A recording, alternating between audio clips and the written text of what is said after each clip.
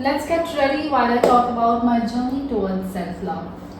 Well, for the longest of time, I used to think that self love is all about taking care of yourself. Going out for a spa, getting a haircut done, getting manicures, pedicures, doing skincare, and makeup. Well, I couldn't be more wrong. What I thought was self love was in fact self care.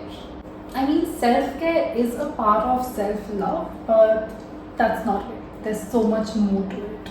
And I'm sure I'm not the only one who thinks that's the definition of self love.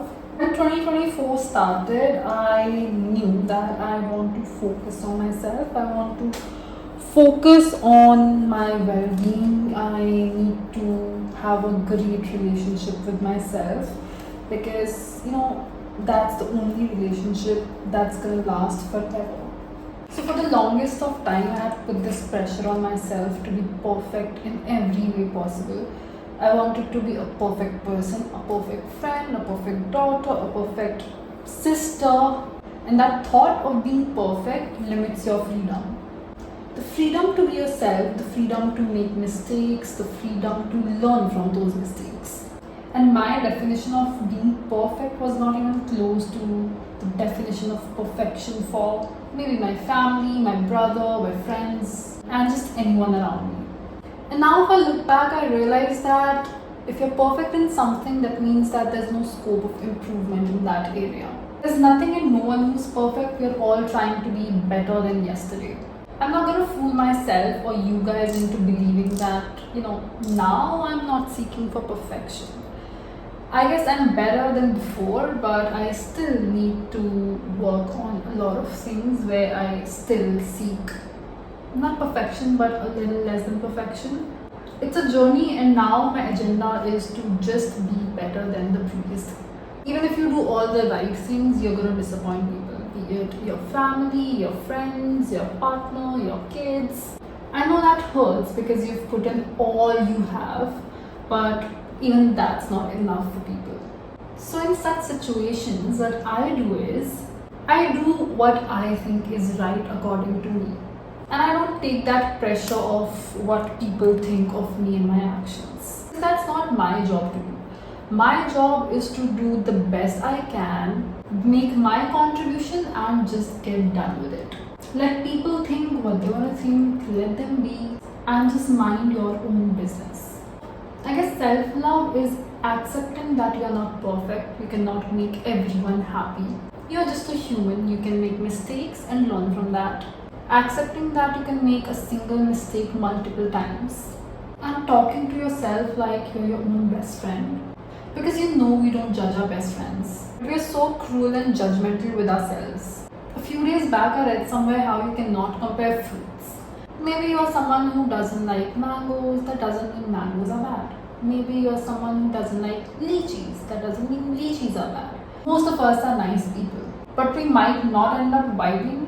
Well, self-care is a big part of self-love, and it has been scientifically proven that when you put makeup, when you do skincare, when you take care of yourself, it sends signals to your brains that yes, this person is taking care of themselves, they're valuing themselves. So the body does release certain hormones that makes you feel good, that makes you love yourself even more.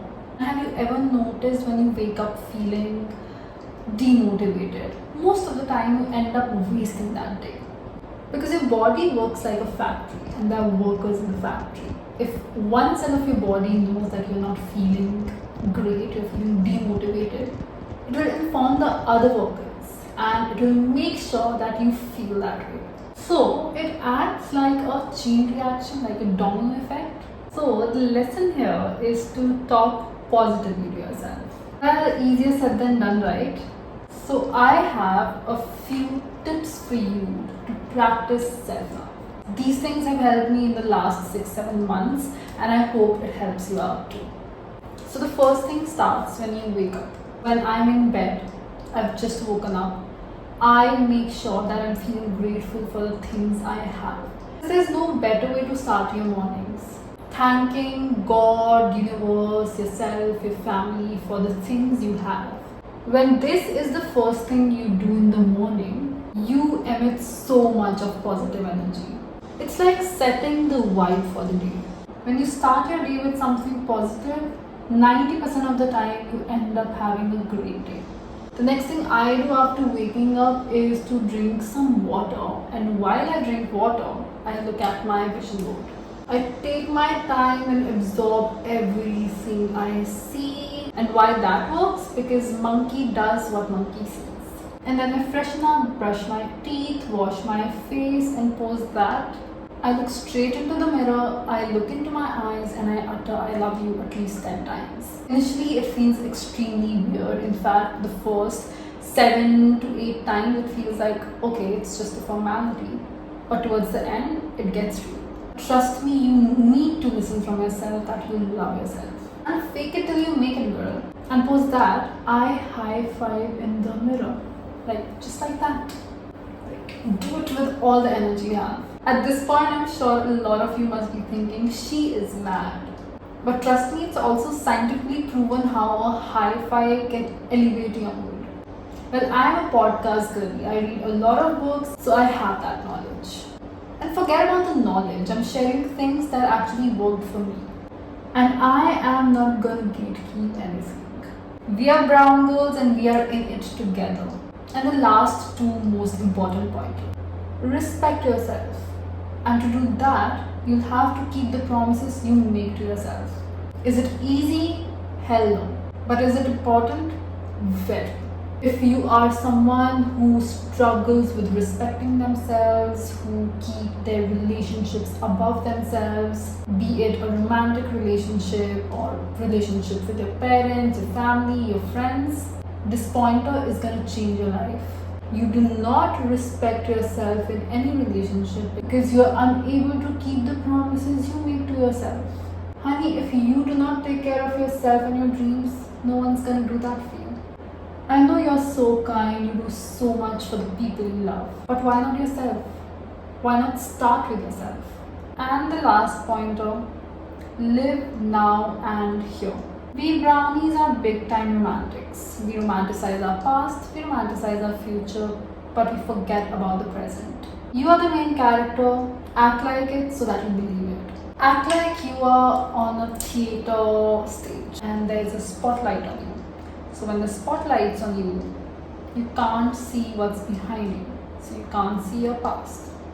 And when the spotlight's on you, you can't even see the audience because the spotlight is so damn strong. So all you can do is focus on yourself and focus on your acts here and now. And I know it's not the first time you're hearing something like this. You know all of this. Actually, you knew all of this. But you're listening to it again because you know you like action. So thinking about it is not doing the action. Watching it is not doing the action. Regretting that you didn't do it isn't doing the action. Doing it is the action. So do it. Is it hard? Yes. Change is hard. But are we gonna do it? Hell yes. Because we wanna be high value women.